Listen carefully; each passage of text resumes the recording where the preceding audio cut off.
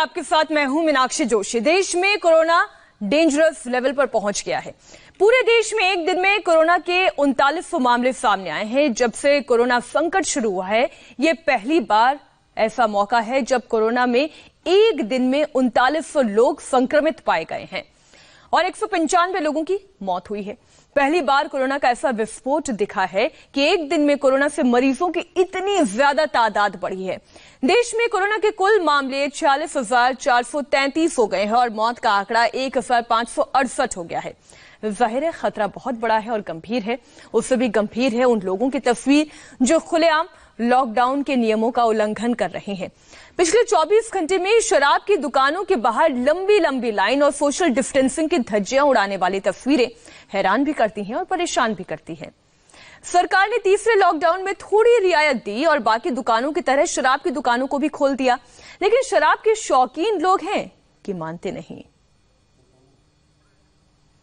हम आपको एक एक करके अलग अलग इलाकों की तस्वीर दिखाएंगे, लेकिन सबसे पहले आप जो तस्वीर देख रहे हैं दिल्ली के लक्ष्मी नगर की है। शराब के लिए लोगों की ये लंबी कतार, जहां पर ना सोशल डिस्टेंसिंग का कोई नियम आप लोगों को मानते देखेंगे और बेचैनी इतनी कि सुबह से लेकर शाम तक लोग इसी तरह कतार में लगने के लिए तैयार हैं और अगर आज ना मिली तो कल फिर आने के लिए भी तैयार है। वो भी तब जब दिल्ली में 70% टैक्स लगा दिया गया है। जी हां, अगर कोई शराब 500 की मिल रही है तो वो 570 की मिलेगी। ये बात आप मानकर चलें। शराब के शौकीनों की जो तस्वीर सामने आ रही है उसे देखकर यह लगता है कि ये कोई पागलपन है और लोग लॉकडाउन को मजाक समझ रहे हैं। दिल्ली के चंद्रनगर में शराब दुकान के बाहर खड़े लोगों पर एक शख्स ने फूल बरसाए तो कर्नाटक के हुबली में लोगों ने शराब की दुकान के बाहर जूते, चप्पल, थैले और बोतल रखकर लाइन लगा दी। शराब के लिए घंटों घंटों तक लंबी लाइन लगाने वाले लोग, एक दूसरे पर टूट पड़ने वाले लोग, इन लोगों को यह समझना चाहिए कि जान है तो जहान है, ना कि जाम है तो जहान है। लेकिन इनको देखकर ऐसे ही लगता है कि जाम है तो ही जान है।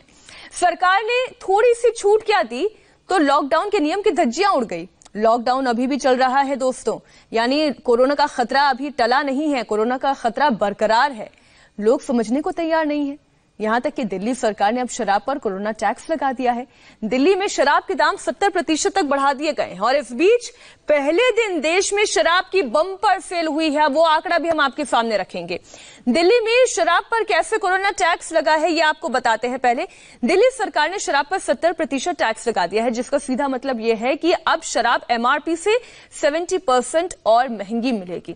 इसके अलावा दिल्ली सरकार ने शराब की दुकानें खोलने पर एक नया आदेश भी दिया है। आज सुबह 9 बजे से लेकर शाम 6 बजे तक की ही शराब बिकेगी और इस पर आपको 70% एक्स्ट्रा चुकाना होगा।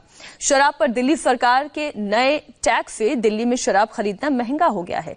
70% दाम बढ़ने से पहले जो शराब 500 रुपए में आती थी वो अब 850 रुपए की हो गई है। इसी तरह 1000 रुपए की शराब अब 1700 रुपए में मिलेगी। अरविंद केजरीवाल शराब की दुकानों पर मची भगदड़ पर नाराजगी जता रहे हैं। अरविंद केजरीवाल ने चेतावनी दी है कि अगर ऐसे ही सोशल डिस्टेंसिंग की धज्जियां उड़ाई गई तो सारी की सारी ढील वापस ले ली जाएगी। अभी से हम सोशल डिस्टेंसिंग पूरी फॉलो करेंगे, कहीं भगदड़ नहीं करेंगे। ये कोई मैं अपने लिए तो थोड़ी कह रहा हूं, मैं अपने आपके लिए कह रहा हूं, आपकी सेहत के लिए कह रहा हूं, आपकी जिंदगी के लिए कह रहा हूं, आपके परिवार की खुशी के लिए कह रहा हूं, अपने दिल्ली के लोगों के सेहत के लिए कह रहा हूं। और ये कोई बहुत बड़ी बात थोड़ी है और कोई दुकान बंद नहीं हो रही, कोई ऐसा थोड़ी है कि बस 1 घंटे के अंदर कोई दुकान खुल रही है। दुकानें तो खुली हुई हैं, कल भी खुलेगी, परसों भी खुलेगी। तो इस तरह से भगदड़ करने की क्या जरूरत है। लेकिन अगर कहीं पे अब हमें पता चला कि सोशल डिस्टेंसिंग फॉलो नहीं हो रही, कहीं पे ठीक चीजें नहीं चल रही, तो फिर हमें उस एरिया को सील करना पड़ेगा। फिर जो हमने रियायतें दी हैं वो रियायतें हमें वापस लेनी पड़ेगी। लैपटॉप नहीं चल रहा है।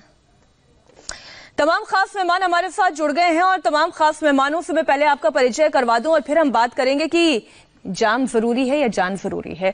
बीजेपी से प्रवक्ता राजीव जेटली हमारे साथ हैं, कांग्रेस से प्रवक्ता सुरेंद्र राजपूत हैं, हमारे साथ आम आदमी पार्टी से प्रवक्ता संजीव झा हैं और जेडीयू से राजीव रंजन जी हैं और आरजेडी से मृत्युंजय तिवारी हमारे साथ जुड़ गए हैं। आप सभी मेहमानों का बहुत बहुत स्वागत है हमारे इस खास कार्यक्रम में। और सबसे पहले सरकार से मेरा सवाल है राजीव जी, नियम ये है कि शराब की दुकान के बाहर 5 लोग इकट्ठा होंगे और वो भी 6-6 फीट के डिस्टेंस पे, लेकिन तस्वीर ये बता रही है कि 1-1 किलोमीटर लंबी लाइन लगी हुई है और दूरी तो छोड़िए, लोग एक दूसरे से चिपक कर सट कर खड़े हैं। सवाल तो ये उठता है कि जाम जरूरी है या जान जरूरी है?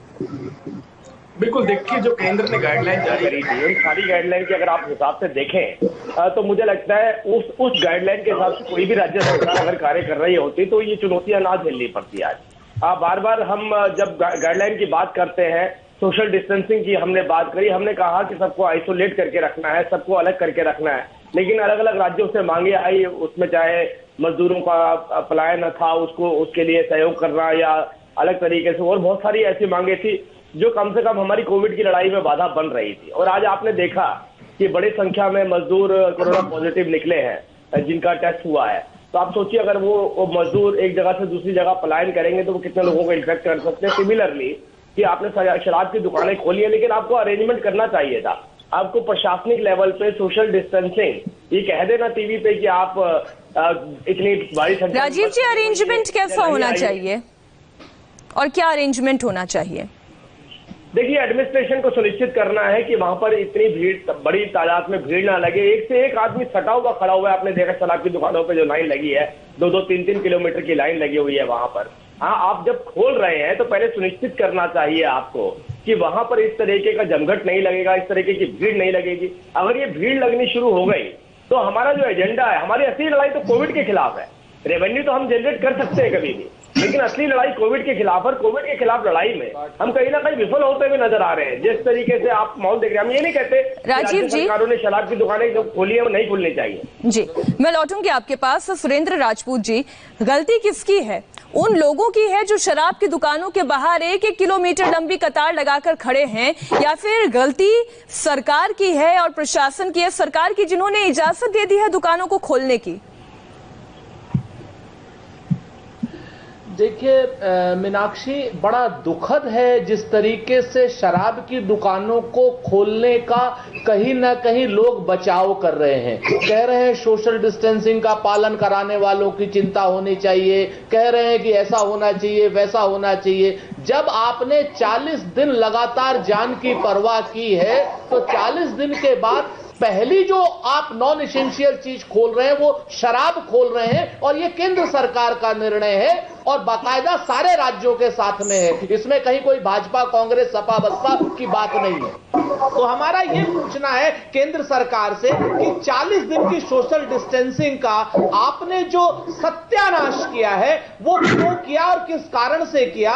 बाकी आप निजी प्रैक्टिस खोल देते, डॉक्टर्स की निजी अस्पतालों को खोल देते ताकि और जो बीमार और नॉन एसेंशियल चीजों को खोल देते। सिर्फ शराब और शराब को खोलना ही अगर जरूरी है तो निश्चित तौर पर फिर आप 24 घंटे खोलिए उस दुकान को, ताकि ये सोशल डिस्टेंसिंग का पालन कराने वाली जो एजेंसियां हैं वो पालन करा सके। अब सरकार के लिए अर्थव्यवस्था में सिर्फ शराबी क्या इकोनॉमिक वॉरियर के रूप में हो गए हैं आदरणीय जेटली? बहुत ही वाजिब सवाल है और इसलिए मैं बीजेपी से पूछूंगी, आप जवाब दीजिएगा राजीव जी, लेकिन इस साथ ही साथ मुझे सवाल पूछने का मौका भी दें कि जरा एक बात बताएं, गुजरात और बिहार मॉडल भी तो है जहां पर शराबबंदी लागू है, क्यों ना पूरे देश में वो मॉडल लागू कर दिया जाए और शराब की बिक्री पर तब तक रोक लगा दी जाए जब तक कि ये संकट से हम ऊपर ना आ जाए।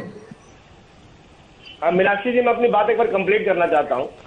देखिए, मैं समझ नहीं पा रहा हूं, कांग्रेस के प्रवक्ता, पार्टी अलग है, सरकारें अलग हैं, नेता अलग हैं, सोच अलग है, या ये लाइन लेके नहीं आते? आपको पता है देश में सबसे पहले किस मुख्यमंत्री ने कहा था कि मुझे शराब की दुकानें खोलने की इजाजत देनी चाहिए? वो पंजाब के मुख्यमंत्री थे, और वो हमेशा से लड़ते आ रहे हैं। वो केंद्र सरकार से इस बात के लिए लड़ते आ रहे हैं कि हमें शराब की दुकान खोलने की परमिशन क्यों नहीं दी जा रही है। तो मुझे मेरे जो मित्र है ना राजपूत जी, शायद इनको ये नहीं पता। आप ये देखिए, रटा रटाया डायलॉग बोल देते हैं, इनको लगता है कि इसकी जो चीज हो रही है उसकी खिलाफत करें। मैं किसी राज्य सरकार की बात नहीं कर रहा हूं, किसी भी राज्य सरकार ने जो शराब की दुकानें खोली है उनका प्रेरोगेटिव, उनका विशेषाधिकार है। लेकिन एक मांग करना, जब सरकार मना कर रही थी, केंद्र सरकार मना कर रही थी, उस वक्त कांग्रेस शासित राज्य के मुख्यमंत्री, आज भी देखिए आप, हर रोज उनकी एक स्टेटमेंट आती है शराब को लेकर के। तो मित्र मेरे एक बार पंजाब के मुख्यमंत्री जी से बात करें, उनको बोले कि भाई आप कैसी मांग रख रहे हैं, हम अच्छा राजीव जी, कर रहे हैं जाकर। अच्छा राजीव जी, एक आंकड़ा मैं आप तीनों नेताओं के सामने रख देती हूँ। उत्तर प्रदेश में 300 करोड़ की बम्पर सेल हुई है। केवल कल की तारीख का मैं आंकड़ा ये आपको बता रही हूँ। उत्तर प्रदेश में 300 करोड़ की बम्पर सेल और अकेले राजधानी लखनऊ में 6 करोड़। कर्नाटक में 45 करोड़ की शराब बिकी है और राजस्थान में 59 करोड़ की शराब बिकी है। अब मैं क्या बोलूं? अब कैप्टन अमरिंदर सिंह का आप बोलेंगे या उत्तर प्रदेश की सरकार की आप बात बोलेंगे? मीनाक्षी, मुझे सिर्फ 5 सेकंड। मैंने तो खिलाफत नहीं करी ना इस बात की। मैं तो ये कह रहा हूं, कोई पार्टी का प्रवक्ता अगर इस बात को रखता है तो कम से कम ये सोच के तो रखे कि हमारी अपनी सरकार की पहली मांग क्या है, इस देश का कोई पहला मुख्यमंत्री होगा। सुरेंद्र जी आप जवाब दें, उसके बाद फिर मैं आम आदमी पार्टी के पास जाऊंगी। सुरेंद्र जी जवाब दें छोटे से में, फिर मैं आम आदमी पार्टी के पास जाऊंगी। जी जी हाँ, मैं राजीव जी से बड़े आग्रह पूर्वक कहना चाह रहा हूं कि हाँ, हमने डिमांड रखी, कैप्टन अमरिंदर सिंह ने डिमांड रखी, लेकिन हमारे अभिभावक नरेंद्र मोदी जी हैं या प्रधानमंत्री कैप्टन अमरिंदर सिंह हैं, ये जरा दिखा दें। अगर प्रधानमंत्री ये कैप्टन अमरिंदर सिंह जी को बनाना चाहते हैं तो निश्चित तौर पर हम अपनी गलती मान लेंगे। हम जो डिमांड रख रहे हैं, क्या सरकारें सारी डिमांड मांग रही हैं? सारी डिमांड अगर मान रही हो तो हमारा जीएसटी का पैसा हमें दे दे, सारे राज्यों को पैसा दे दे। हम भाजपा की स्टेट की तरफ से भी मांग करते हैं कि वो सारा जीएसटी का बकाया सारे राज्यों को दे दे ताकि कोरोना से लड़ाई लड़ी जा सके। आपने अपनी बात पूरी कर ली। राज्य रखते हैं जो डिमांड सही होती है, अभिभावक वो डिमांड मानता है, प्रधानमंत्री इसमें दोषी है। प्रधानमंत्री अगर लॉकडाउन के नायक हैं तो शराब खोलने के दोषी हैं प्रधानमंत्री, इसका इन्हें मानना पड़ेगा। ये लोग कैप्टन अमरिंदर सिंह के साथ। लेकिन सुरेंद्र जी वैकल्पिक व्यवस्था क्या होगी? केवल चित भी मेरी पट भी मेरी कहने से तो काम नहीं चलेगा। वैकल्पिक व्यवस्था के बारे में भी हमें बात करनी होगी कि राजस्व कहां से अर्जित किया जाएगा, इस पर भी हम बात करेंगे। लेकिन सबसे पहले आम आदमी पार्टी से मैं जरा एक सवाल पूछ लूं। दिल्ली सरकार ने तो सबको पंकज उदास की गजल याद दिला दी है कि महंगी हुई शराब की थोड़ी थोड़ी पिया करो। You are trying to make most of it. जो विंस्टन चर्चिल का ट्वीट आज कोट किया है राघव चड्ढा जी ने, आपने तो कमाई का साधन बनाया है शराब को। देखिए, मुझे लगता है कि दोनों चीजें जरूरी हैं। सरकार कैसे चले, वहां का रेवेन्यू कैसे है वो भी देखना है, लोगों का लाइफ नॉर्मल कैसे है वो भी देखना है। और एक चीज हम लोगों को और समझना पड़ेगा कि हम लोग लगभग 1.5 महीने से लॉकडाउन है। क्या हम ये कह सकते हैं कि 1 महीने और लॉकडाउन रह जाएंगे तो कोरोना वायरस खत्म हो जाएगा? जब तक एंटीडोट नहीं बनेगा तब तक वायरस है।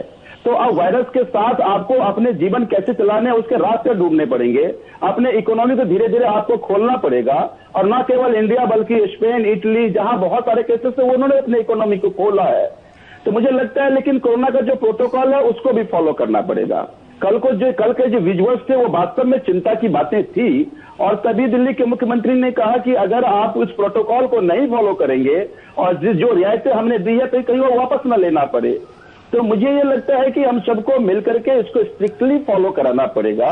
लेकिन मुझे लगता है कि बंद रखना केवल रास्ता नहीं है, फिर देश की इकोनॉमी कैसे चलेगी। संजीव जी, मानिए आपकी बात कि केवल लॉकडाउन एक रास्ता नहीं है, लेकिन एक तस्वीर आप भी देखिए इंडिया टीवी पर। मैं इस वक्त दर्शकों को भी ये तस्वीर दिखा दूं, पुलिस कितनी मुश्किल से व्यवस्था बना पा रही है। आप देखिए लॉकडाउन के नियमों की कैसे धज्जियां उड़ाई जा रही है। दिल्ली की ये तस्वीर और लक्ष्मी नगर में ये अभी के हालात हैं।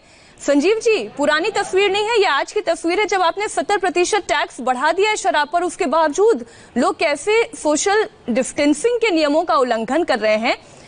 मुझे बार बार दोहराने की जरूरत नहीं है कि लोगों के अंदर कोई डर नहीं है और ज्यादा पैसा चुकाकर भी वो शराब खरीदना चाहते हैं।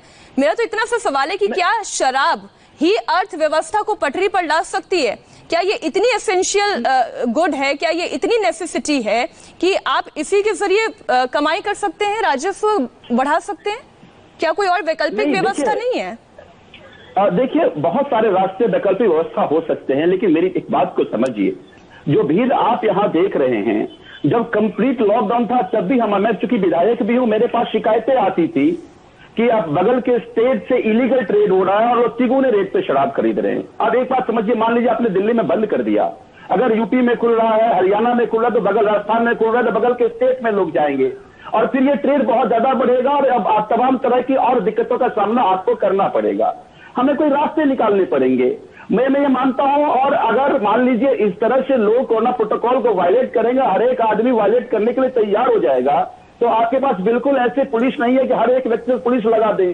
तो थोड़े से हम लोगों को भी जिम्मेदारी को समझना पड़ेगा, क्योंकि अब जीवन ऐसे ही चलाना है आपको। बात शराब की भी नहीं है, और भी इंडस्ट्री 33% कैपेसिटी से खोला है, जो एमएचए गाइडलाइन है, वो तमाम चीजों को हम सबने ओपन किया है। अगर ये प्रॉब्लम हर जगह शुरू होना शुरू जाएगा, हम जागरूक नहीं रहे, तो हम हो सकता है कि उसके शिकार हो जाएंगे। तो मुझे लगता है कि सरकार को भी हम सब लोग पूरी कोशिश कर रहे हैं कि मुस्तैद इंप्लीमेंट करें, लेकिन साथ साथ में निवेदन भी अपनी दिल्ली की जनता से भी कर रहा हूं कि कोरोना के प्रोटोकॉल को समझिए, आप अपने परिवार के लिए आप सोच न बन जाएं। ये जिम्मेदारी भी आप सबको लेनी पड़ेगी। हम सब मिल करके सामूहिक जिम्मेदारी लेंगे, तभी हम इस कोरोना प्रोटोकॉल को फॉलो करते हुए इससे लड़ पाएंगे। बात ये कहने के लिए बहुत अच्छी है, बात ये कहने के लिए बहुत अच्छी है कि हमें जिम्मेदारी समझनी चाहिए, लेकिन कितने लोग जिम्मेदारी समझ रहे हैं। और इसलिए मैं बार बार गुजरात का और बिहार का जिक्र इसलिए करती हूँ। राजीव रंजन जी हमारे साथ जुड़ चुके हैं, जेडीयू के प्रवक्ता हैं। राजीव जी, अगर आप तक मेरी आवाज पहुंच रही है तो एक बात बताएं, बिहार और गुजरात तो शराबबंदी कर ही रहा है, क्यों ना ये मॉडल पूरे देश में लागू कर दिया जाए? क्या समस्या खड़ी होगी? देखिए, बिहार ने तो देश को बताया कि अर्थव्यवस्था के लिए शराब बेचना बहुत जरूरी नहीं है, और इसके बगैर भी 2 लाख करोड़ से ज़्यादा का प्लान साइज बिहार का है, जिसमें इंटरनल रिसोर्सेज भी हैं और उसमें निश्चित तौर पर आबकारी के विकल्प भी हम लोगों ने ढूंढे, जिसके जरिए ये मार्ग प्रशस्त हुआ। आज मैं एक बात जरूर कहना चाहूँगा कि शराबबंदी का जो बिहार मॉडल है, उसने महिलाओं के चेहरे पर मुस्कान लाने से लेकर घरेलू हिंसा और लीवर जैसे लीवर के बीमारियों से लेकर ऐसे कई चीज़ों के मामले में कई ऐसे आंकड़े रखे, जिससे ऐसा लगता है कि जो हम उससे अर्जित करते हैं उससे ज़्यादा खर्च को हम बचा पाते हैं।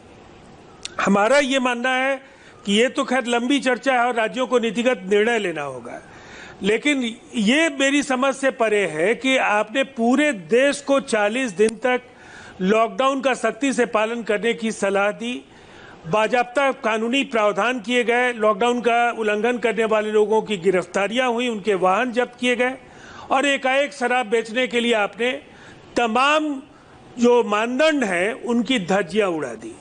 जवाबदेह कौन है इस बहस के बजाय जो मैं विजुअल्स देख रहा हूं, ये संक्रमण के दायरे को बढ़ने से रोक पाने। राजीव जी, छोटे से में ये बात बताइएगा कि क्या शराब की बिक्री के बिना भी राजस्व अर्जित किया जा सकता है लॉकडाउन के इस पूरे काल के दौरान?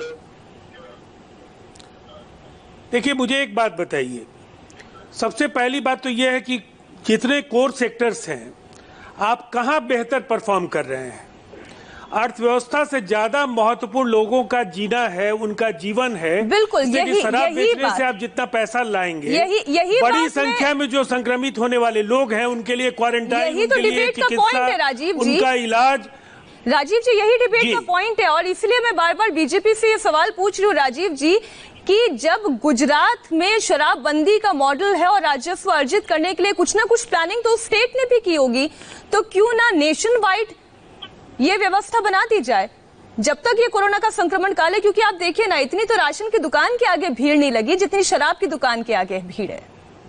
बिल्कुल मीनाक्षी, मैं आपकी बात से पूरी तरह देखिए, ये अनैतिक भी महाराष्ट्र के अंदर भी ये अनैतिक भी रेड जोन है, रेड जोन के अंदर भी शराब की दुकानें खुल चुकी हैं। अभी मेरे मित्र राजपूत जी बता रहे थे तो मुझे धीरे धीरे वो बातें याद आ रही हैं कि कौन कौन सी सरकारों ने कहाँ खोली, और केंद्र सरकार ने जो गाइडलाइन जारी करी है उसमें बिल्कुल स्पष्ट कहा गया है कि जो सख्ती केंद्र द्वारा निर्धारित गाइडलाइन में है वो तो राज्यों को फॉलो करनी है, लेकिन अगर परिस्थितियां खराब होती हुई नजर आती हैं तो राज्यों को खुद भी सख्त होना चाहिए। तो अब ये राज्यों को निर्धारित करना है, कोई भी राज्य क्यों ना हो, चाहे भाजपा शासित हो चाहे वो कोई किसी और राजनीतिक पार्टी का हो, उनको ये निर्धारित करना है क्या व्यवस्थाएं जो बनाई जा रही हैं हमारी राज्य स्तर पे, क्या ये सुनिश्चित करती हैं कोविड की लड़ाई को मजबूत होने के लिए? अगर वो सुनिश्चित नहीं करती है तो मुझे लगता है उनको अपने डिसीजन वापस लेने चाहिए। हाँ, बड़ी बात कह रहे हैं राजीव जी, आप बड़ी बात कह रहे हैं कि अगर ज्यादा बेनिफिट नहीं है तो इसे तुरंत वापस लेना चाहिए, वरना हमारी इतने दिनों की जंग जाया चली जाएगी। सुरेंद्र जी, जब आप देश के प्रधानमंत्री पर निशाना साध रहे थे तो एक सवाल तो मेरे जहन में यह आया कि राजस्थान के मुख्यमंत्री भी तो मॉरल रिस्पॉन्सिबिलिटी लेते हुए ये 59 करोड़ का घाटा उठा लेते। इतने दिनों तक तो घाटे में गए ना। जो 59 करोड़ 2 घंटे में राजस्थान ने कल की तारीख में कमाए, उतना घाटा उठा लेते लोगों की जान के लिए। मीनाक्षी, मैं आपसे तकनीकी रूप से सहमत हूं, पूरी तरीके से सहमत हूं, लेकिन क्या उससे वो चीजें बच जाती? राजस्थान के लोग बगल के राज्य में, हरियाणा में जहां भाजपा की सरकार है, दिल्ली में जहां आपकी सरकार है और पंजाब में जहां पर कांग्रेस की सरकार है, क्या वहां की तरफ नहीं जाते? सच बात यह है कि जो भी निर्णय लेने होंगे कोविड के लिए, नैतिक जवाबदेही लीजिए। देखिए, दूसरों पर प्रहार करेंगे, खुद के बचाव के लिए बचकाने तर्क देंगे, ये लॉकडाउन समाधान नहीं है। ताली बजवाना चाहते हैं तो प्रधानमंत्री जी को अपनी असफलता के लिए अपनी सफलताएं भी स्वीकार करनी होगी। असफलता को भी प्रधानमंत्री जी क्या बोलते चले जा रहे हैं? बार आपके पास जवाब नहीं है, जवाब दीजिए। आपको ये दिखाया जाता है कोई भी बात आए प्रधानमंत्री जी का नाम दे दीजिए और 9 बजे ब्रश करते हो, 8 बजे ब्रश करते हो तो कुछ भी स्टेटमेंट डाल दीजिए। आप एक पार्टी के प्रवक्ता हैं सुरेंद्र जी, अरे भाई आप यहाँ प्रवचन करने की स्थिति में नहीं है। एक-एक करके बोले, पार्टी के फैसले की नैतिक जिम्मेवारी आपको लेनी चाहिए। जहाँ आपकी सरकारें हैं, अगर वहाँ शराब की बिक्री हो रही है तो कहीं न कहीं शराब को लेकर के आपके दोहरे जो मानदंड है और संक्रमण के दायरे के को बढ़ने से लेकर के सुरेंद्र जी, मेरे एक सवाल का आप जवाब दीजिएगा, फिर मैं मृत्युंजय तिवारी जी के पास जाऊंगी। सदियां भुगतेगी और नस्लें भुगतेगी। बोलने से तर्क आपका राजीव जी तर्क नहीं बन जाएगा। एक मिनट सब शांत हो जाएं। सुरेंद्र जी, आप इतनी जिम्मेदारी से विपक्ष का मत रखते हुए ये कहिए, पूरा देश भुगतेगा उनको। चित भी मेरी पट भी मेरी नहीं चलती है ना। विपक्ष ऐसी राजनीति नहीं कर सकता। सुरेंद्र जी, आज इंडिया टीवी के मंच से आप कोई वैकल्पिक व्यवस्था बताइए जिससे राजस्व का राजस्व भी आए, जिससे लॉकडाउन के नियमों की धज्जियां भी ना उड़े और कोरोना के खिलाफ जो हमारी जंग अर्थव्यवस्था की पटरी पर कहीं ना कहीं जो हम पिछड़ रहे हैं उसमें भी हम कहीं आगे बढ़े।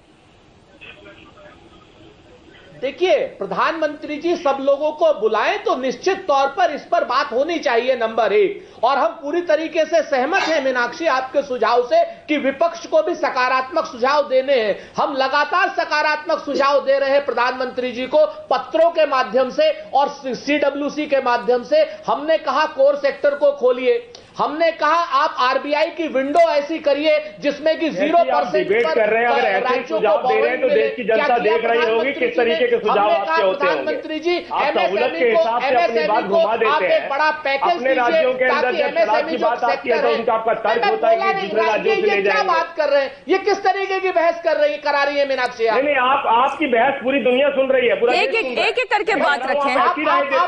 अगर सवाल आपसे है तो आप राजीव जी बोलने दीजिए ना।